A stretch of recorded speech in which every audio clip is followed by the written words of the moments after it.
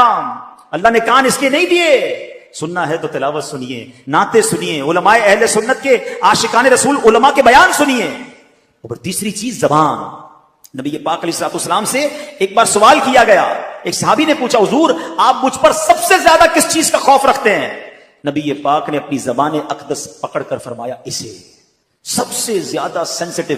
آپ کو پتا ہے جسم کے باقی اعضاء تو اوپن ہیں, زبان وہ ہے جس کے 32 پہرے دار ہیں, اور کسی باڈی پارٹ کے 32 پہرے دار نہیں ہیں. 32 دانتوں سے کنٹرول کیا گیا اس کو, مگر وہ 32 پہرے داروں کو توڑ کر بھی جب چلتی ہے نا تو پتہ نہیں کسی کا گھر توڑ دیتی ہے, کسی کا دل توڑ دیتی ہے, کسی سے جھگڑا کر دیتی ہے, کسی سے پارٹنرشپ ختم کر دیتی ہے, بیوی کو طلاق دے دیتی ہے. زبان کیا کچھ نہیں کر سکتی.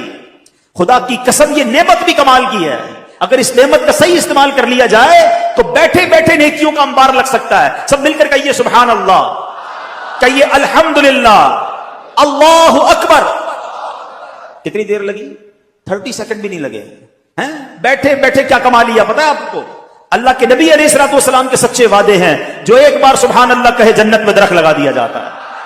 ایک بار الحمدللہ کہے جنت میں درخت لگ گیا. ایک بار اللہ اکبر کہے جنت میں درخت لگ گیا. افضل الذکر کہا گیا لا الہ الا اللہ. میں بیٹھا رہوں لا الہ الا اللہ پڑھتا رہوں, بیٹھا رہوں سبحان اللہ پڑھتا رہوں, بیٹھا رہوں اللہ اکبر پڑھتا رہوں. نبی پاک فرماتے جنت کے خزانوں میں سے, جنت کی کیاریوں میں سے اگر کسی کو کچھ چننا ہے تو لا حول ولا قوت الا باللہ پڑھ لے. یہ جنت کے خزانوں میں سے خزانہ ہے. حدیث پاک کا مضمون ہے. کتنا آسان ہے, واقعی کمال کی نعمت ہے. لیکن پرابلم یہ ہے اس نعمت کا صحیح استعمال نہیں کر رہے. اس نعمت سے کوئی فائدہ اٹھانے کی بجائے گناہ کر رہے ہیں, گالیاں دے رہے ہیں, بے حیائی کی باتیں ہو رہی ہیں, غیبتیں ہو رہی ہیں, جھوٹ بول رہے ہیں.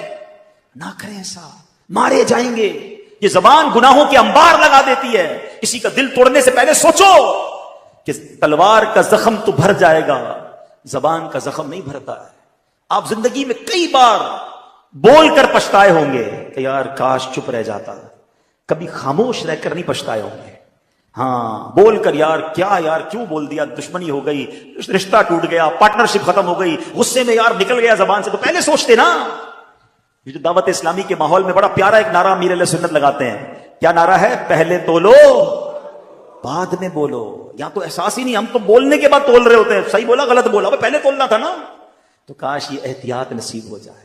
تو ان 3 چیزوں کو بچائیے گناہوں سے, آپ بہت سارے گناہوں سے بچ جائیں گے. ویسے اور بھی چیزیں ہیں, لیکن اگر آپ ان 3 چیزوں پر کنٹرول کرنے کا ذہن بنا دیا کہ آنکھ سے حرام نہیں دیکھوں گا, کان سے حرام نہیں سنوں گا, زبان سے حرام نہیں بولوں گا, ان تینوں کو اچھے کاموں میں استعمال کروں گا. قرآن کہہ رہا ہے اے ایمان والو اللہ سے ڈرو جیسا ڈرنے کا حق ہے. لیکن اب اگلا حصہ, اللہ اکبر ولا تموتن الا وانتم مسلمون. تمہیں اس حالت میں موت نہ آئے کہ تم مسلمان نہ ہو. مرنا ہے تو ایمان کے ساتھ مرنا ہے. یہ بڑا نازک مرحلہ ہے. لوگ کہیں گے جناب اس میں کیا بڑی بات ہے, میں ہوں ہی مسلمان, مروں گا تو مسلمان ہی مروں گا نا. اتنا آسان نہیں ہے. ہاں آؤ پہلے پیران پیر کا ذکر کرتے ہیں. غوث پاک تو ولیوں کے سردار ہیں نا, ان کے صدقے انشاءاللہ ہمارے ایمانوں کی حفاظت ہوگی. مگر سنو پیران پیر کا عالم کیا ہے, خوف خدا کا عالم کیا ہے. شیخ عبد القادر جیلانی کو ایک بار حرم کعبہ میں دیکھا گیا, کنکریوں پر سر رکھے ہیں اور رب العزت کی بارگاہ میں دعا کر رہے ہیں, اے رب کریم مجھے بخش دے, اگر میں سزا کا حقدار ہوں تو بروز قیامت مجھے اندھا اٹھانا کہ نیکوکار لوگوں کے سامنے شرمندہ نہ ہوں. خوف خدا اس کو کہتے ہیں. یا ایھا الذین آمنوا اتقوا اللہ حق تقاتہ, اللہ سے ڈرو جیسا ڈرنے کا حق ہے. ارے میں گناہ گاروں کا سردار, مجھے شرم نہیں آتی اپنے اعمال پر. وہ ولیوں کے سردار ہیں اور اللہ سے کہہ رہے ہیں یا اللہ اگر میرے گناہ زیادہ ہیں تو اندھا اٹھائیے, میں شرمندہ نہ ہو جاؤں. آئے ہائے, یہ ہوتے ہیں اللہ والے. آگے سنو غوث پاک, اگلی آیت ہے نا وَلَا تَمُوتُنَّ إِلَّا وَأَنْتُمْ مُسْلِمُونَ. اس آیت کا اگلا جز سنو. میرے پیرانے پیر کو کیسا خوف تھا. ایک بار عید کا دن ہے, غوث پاک کہہ رہے ہیں, لوگ کہہ رہے ہیں آج عید کا دن ہے, عید کا دن ہے. عبد القادر کے لیے عید کا دن وہ ہوگا جب اپنا ایمان سلامت لے کر دنیا سے جائے گا. ان کو اتنی فکر ہے ایمان پر موت کی کہ قبر میں ایمان سلامت لے کر جانا. کیا مجھے اور آپ کو یہ فکر ہے؟ آپ کو پتا ہے ساری زندگی روزے رکھے, ساری زندگی نمازیں پڑھی, صدقہ خیرات حج, ساری زندگی نمازیں پڑھی, اور اگر مرنے سے پہلے ایمان چلا گیا نا تو یہ سب کچھ زیرو ہو جائے گا.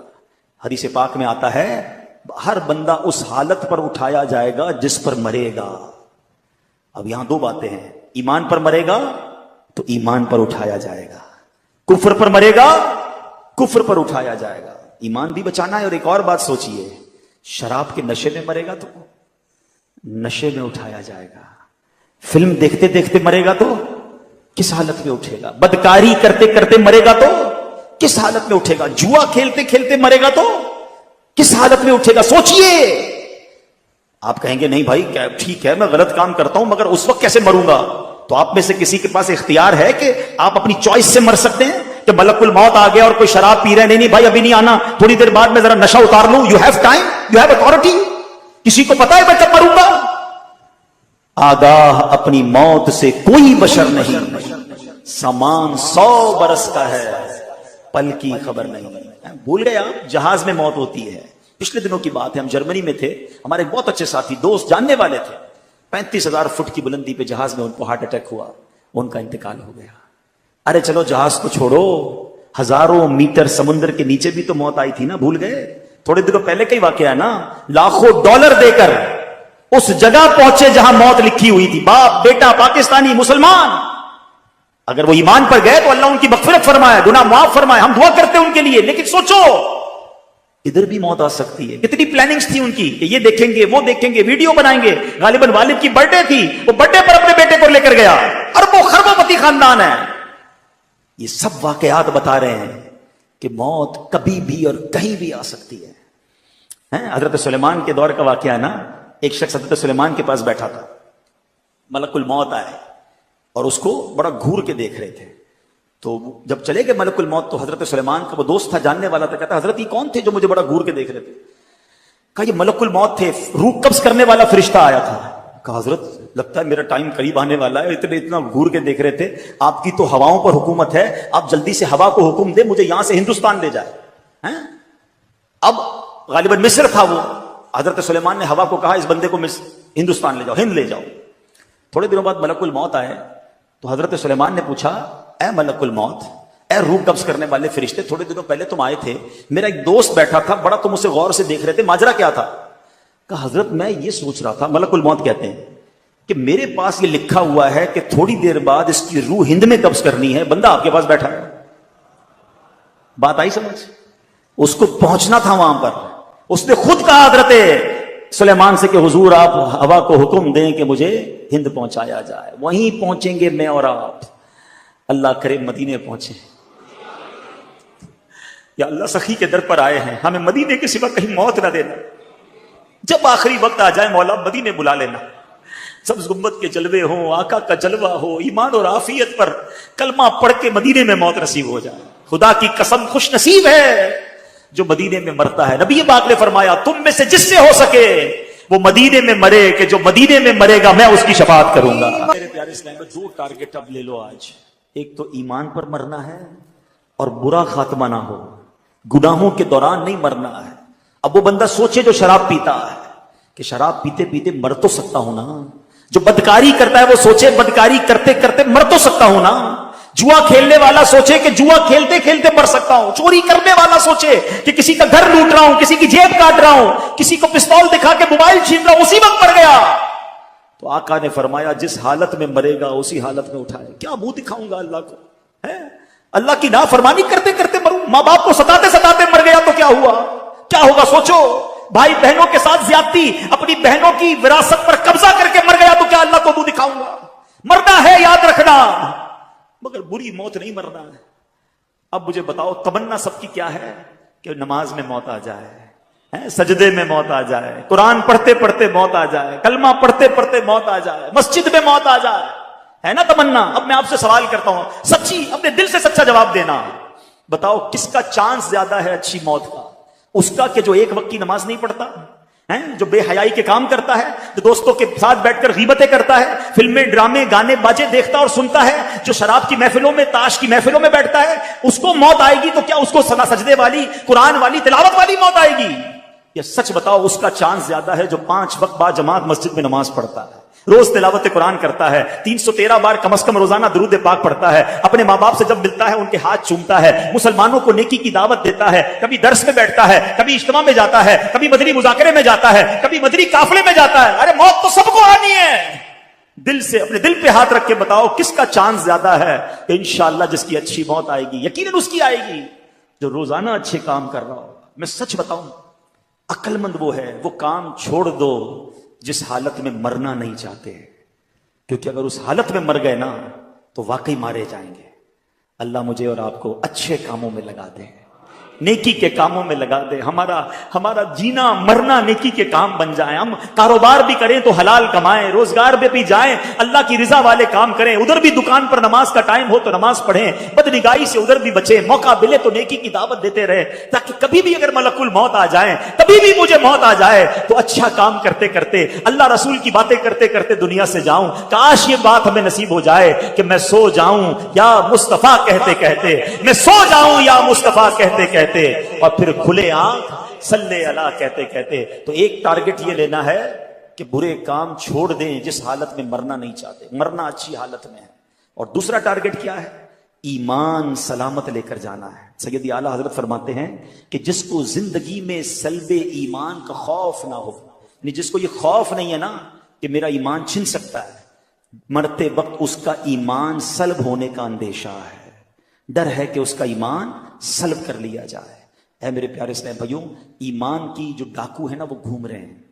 ہاں اس وقت بہت برا حال ہے، بڑی پلاننگ کے ساتھ میرے اور آپ کے ایمان کو چھیننے کے لیے شیطان نے پلان کیا ہوا ہے۔ شیطان بڑا مردود ہے، وہ تھوڑی چاہتا ہے میں اور آپ ایمان لے کر جائیں، وہ چاہتا ہے میں تو جاؤں گا جہنم میں، ان کو بھی ساتھ لے جاؤں۔ تو مذہبی حلیہ اپنا کر کوئی سوشل میڈیا پہ بیٹھا ہوا ہے، کوئی انٹرنیٹ پر بیٹھا ہے، کوئی جناب قرآن کی اپنی تفسیر بیان کر رہا ہے، کوئی حدیثیں بیان کر کر کے لوگوں کو گمراہ کرنے کی کوشش کر رہا ہے، اور بھولے بالے مسلمان سب کی باتیں سن رہے ہیں، سب کو فالو کر رہے ہیں، سب کو دیکھ رہے ہیں اور پریشان ہو رہے ہیں۔ مجھے سمجھ نہیں آتا، ایک بات بتاؤ، آپ کو گھر بنانا ہو تو موچی سے بناتے ہیں بلڈر سے بناتے ہیں؟ بلڈر سے بناتے ہیں، موچی کا کام نہیں ہے۔ چپل بنانے ہوتے تو موچی سے بناتے ہیں، دوائی لینی ہوتی ہے تو موچی سے نہیں لیتے، ڈاکٹر سے لیتے ہیں۔ جس کام کی ضرورت اس کے ایکسپرٹ کے پاس جاتے ہو نا۔ تو میرا دین اتنا مظلوم ہو گیا کہ جو سکھائے اس سے سیکھنا شروع کر دو گے؟ دین بھی سیکھنا ہے تو عاشقان رسول علماء سے سیکھنا ہے، اور دیکھنا ہے کہ ان کے دل میں صحابہ کی محبت ہے کہ نہیں، اولیاء کی محبت ہے کہ نہیں، اہل بیت کی محبت ہے کہ نہیں، رسول پاک کی محبت ہے کہ نہیں، اللہ سے محبت کرتا ہے کہ نہیں۔ ارے جو ان ہستیوں سے محبت نہیں کرتا اس کا میں نے کیا کرنا ہے؟ یہ سب چیزیں آپ نے سیکھنی ہوں گی۔ اے میرے پیارے اسلامی بھائیوں، یہ بڑا پرفتن دور ہے، دین کے نام پر ہمارے ایمان پر ڈکیتی ڈالی جا رہی ہے۔ اعلیٰ حضرت نے 100 سال پہلے سمجھا دیا تھا، سونا جنگل، رات اندھیری، چھائی بدلی کالی ہے، سونے والوں جاگتے رہیو، چوروں کی رکھوالی ہے۔ ارے چور ہی رکھوال بن گئے ہیں، آنکھ سے کاجل صاف چرا لے، یا وہ چور بنا کے ہیں، تیری گٹھڑی تاکی ہے اور تو نے نیند نکالی ہے۔ ہمیں اپنے آپ کی اپنے ایمان کو بچا کر اپنی ایمان کو سلامت لے کر قبر میں جانا ہے۔ تو ایک تو یہ بات کہ ہمیں علماء کرام سے مربوط رہنا ہے، عاشقان رسول علماء کرام سے۔ اور آج دعوت اسلامی کا ماحول آپ کے سامنے ہے، سبحان اللہ، صحابہ کی محبت بھی دیتا ہے، اولیاء کرام کی محبت بھی پلاتا ہے، اہل بیت سے بھی پیار کا درس ملتا ہے، عشق رسول کے جام بھی بھر بھر کے پلائے جاتے ہیں، کوالیفائڈ سرٹیفائڈ مفتیان کرام علماء کرام موجود ہیں، ماشاءاللہ مستند کتابیں لکھی جا رہی ہیں۔ تو جب اتنا کچھ دعوت اسلامی کے پاس موجود ہے تو کیوں نہ ہم اس سے وابستہ ہو کر اپنے ایمان کی حفاظت کریں۔ ایک اور اہم بات، آخری بات، باتیں تو بہت ساری ہیں مگر ٹائم کافی ہو گیا ہے۔ ایمان کی حفاظت کے لیے ذرا سنیے گا، آقا علیہ الصلوۃ والسلام فرماتے ہیں آدمی اپنے دوست کے دین پر ہوتا ہے، اسے یہ دیکھنا چاہیے کہ کس سے دوستی کر رہا ہے۔ اب غور کیجئے، ہم جوتا نہیں سلواتے جب تک پتہ نہ چلے موچی کیسا ہے، کپڑے نہیں سلواتے اس درزی سے جب تک پتہ نہ چلے یار درزی ٹھیک ہے، کپڑے صحیح سیتا ہے کہ نہیں، ڈاکٹر کے پاس جانے سے پہلے 4 بندوں سے پوچھتے ہیں یار ڈاکٹر ٹھیک ہے کہ نہیں، اور جو تھوڑی دیر بیٹھا اس کا دوست بنا لیا، بلکہ اب تو ڈیجیٹل دوست، friend request I accept, friend request I accept, حالانکہ بندہ دوست کے دین پر ہوتا ہے۔ اب لوگوں سے پوچھو نا یار تم نے اس کو دوست بنایا جو صحابہ کو برا بھلا کہتا ہے؟ ہاں بھائی اس کا عقیدہ ہے، میں تو بس صرف دوست ہوں، چائے پیتے رات کو بیٹھتے ہیں، کوئی ہے بھائی وہ اہل بیت کو برا بھلا کہہ رہا ہے، ٹھیک ہے اس کا عقیدہ ہوگا، دوستی میں تو بس ایسی ہم کھاتے پیتے ساتھ ہیں۔ غور کیجئے یہ کدھر جا رہے ہو آپ، بد عقیدہ سے دوستی کرو گے؟ چلو میں آپ سے ایک سوال کرتا ہوں، کوئی آپ کی ماں کو برا بھلا کہے، آپ کے والد کو برا بھلا کہے، رات کو بیٹھو گے چائے پینے اس کے ساتھ، جاؤ گے اس کے گھر پہ، بلاؤ گے اس کو گھر پر؟ نہیں۔ میری ماں کو برا بھلا کہے میں اس کا گریبان پکڑ لوں، اور مومنین کی ماں کو برا بھلا کہے میں اس سے دوستی کروں؟ میرے والد کو برا بھلا کہے مجھے بالکل نہیں پسند ہے، صحابہ کو برا بھلا کہے مجھے کوئی ٹینشن نہیں ہے، ہمارے خاندان والوں کو برا کہے تو مجھے کوئی میں جان لے لوں اس کی، اولیاء کرام کے بارے میں بکواس کرے جو اللہ کے دوست ہیں مجھے کوئی پرابلم نہیں ہے، کس سے دوستیاں لگا رہے ہو؟ وہ کیسے میرا دوست ہو سکتا ہے؟ دوست کے دین پر ہوتا ہے۔ اللہ کرے کہ دوست بنانے سے پہلے ہم چیک کریں کہ اس کا دین ایمان کیا ہے، اس کا عقیدہ کیا ہے، اور یہ سب سے زیادہ ضروری ہے۔ ہیں اگر وہ اللہ رسول کا نہیں، صحابہ اہل بیت کا نہیں، چاہے میرا رشتہ دار کیوں نہ ہو، میرا اس سے کوئی تعلق نہیں ہے. الحب فی اللہ بل بغض فی اللہ، محبت بھی اللہ کے لیے ہے، اگر دشمنی ہے تو اللہ کے لیے ہے. ذاتی کوئی دشمنی نہیں، ذاتی کوئی محبت نہیں. آخری بات سن لو، امام حسن مجتبیٰ نے ایک بار مولا علی سے سوال کیا، نواسہ رسول ہے نا، کہتے ہیں اے بابا جان کیا آپ مجھ سے پیار کرتے ہیں؟ کہاں بیٹا تم سے پیار کرتا ہوں. بابا جان آپ حسین سے بھی پیار کرتے ہیں رضی اللہ تعالیٰ؟ کہاں میں حسین سے بھی پیار کرتا ہوں. آپ نبی پاک سے بھی پیار کرتے ہیں؟ کہاں آپ کے نانا جان سے بھی پیار کرتا ہوں. آپ اللہ سے بھی پیار کرتے ہیں؟ کہا میں اللہ سے بھی بہت محبت کرتا ہوں. تو چھوٹی عمر میں تھے، کہتے ہیں بابا جان ایسا کیسے ہو سکتا ہے، ایک دل میں اتنی ساری محبتیں جمع کر لی آپ نے؟ امام مولا علی تو پھر مولا علی ہے نا. کیسا جواب؟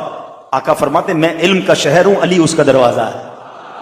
کہتے ہیں بیٹا دیکھتے نہیں جب نماز کا وقت ہوتا ہے سب کو چھوڑ کر اللہ کی بارگاہ میں حاضر ہو جاتا ہوں. محبت تو ایک سے ہی کرتا ہوں، اس کی وجہ سے باقی سب سے محبت کرتا ہوں. ہمیں جو صحابہ سے پیار ہے نا وہ اللہ کی وجہ سے ہے، اولیاء سے پیار اللہ کی وجہ سے، اللہ کے پیارے ہیں نا. نبی پاک سے پیار کیوں ہے؟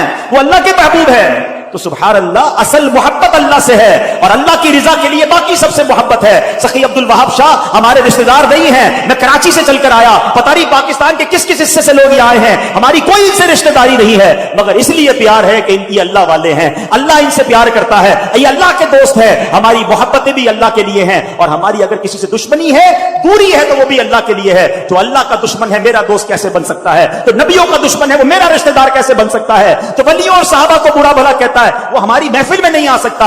جس دن اپنے ایمان اور عقیدے کو مضبوط کر لو گے پھر کوئی ایمان چھین نہیں سکے گا. ہم کہتے ہیں سب سے دوستی، سب کے پاس جانا ہے، سب کے ساتھ کھانا پینا ہے، ایسا نہیں ہوتا. اپنے کاروبار اپنی فیملی کے لیے تم مضبوط ہو جاؤ اور اپنے ایمان کے لیے ڈھیلے پڑ جاؤ گے تو پھر ایمان کے ڈاکو گھوم رہے ہیں. اعلیٰ حضرت